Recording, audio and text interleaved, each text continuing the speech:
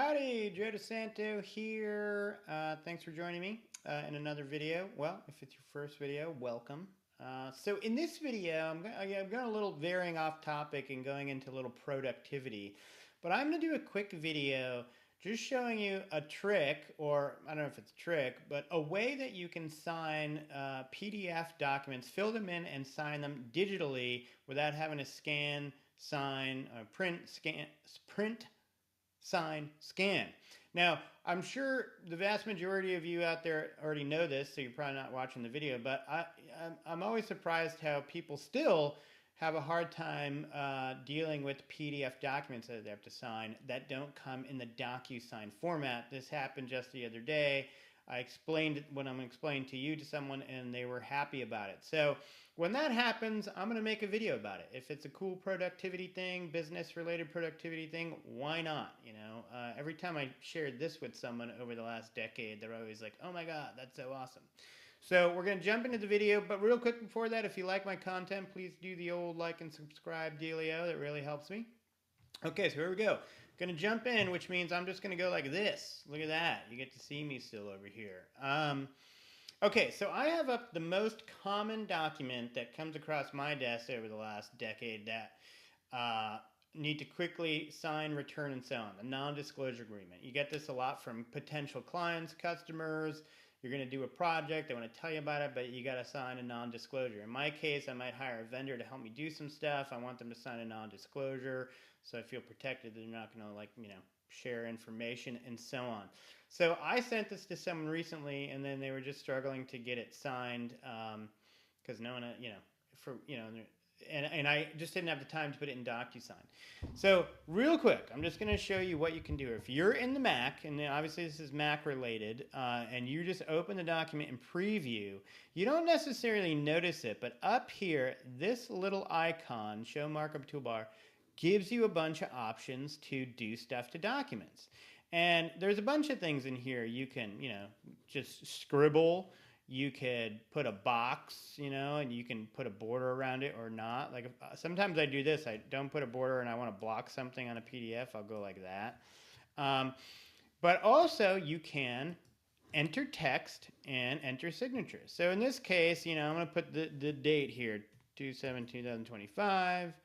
And another text box, maybe this would be the vendor name, right? And then if you want, you're like, hey, that's really small though, you can change the text size right here. You can bold it, you can italicize it. So I'll do that. If you change the text size, the next time you do the text, it's going to be that size.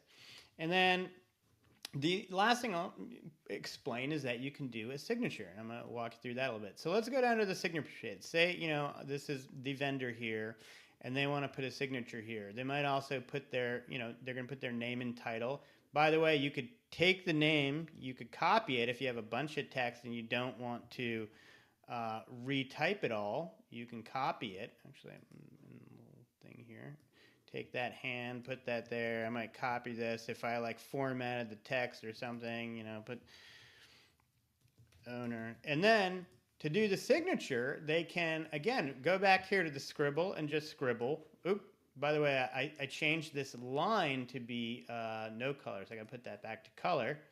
But my scribble was there, so you could, like I said, just scribble.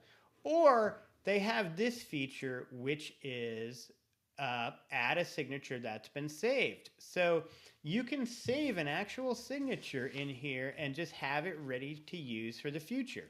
So I'm going to show you a little example. If you go create signature, it brings up this box here, and then you can go to the camera and it starts recording you and puts this line there. And if you sign a piece of paper and hold it above that line, it's going to create a signature out of it.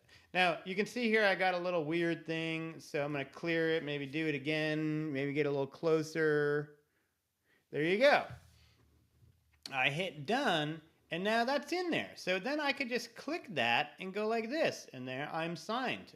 You obviously could also use a trackpad and scribble. You can use your iPhone and do the same thing with the line. But now this is in here forever.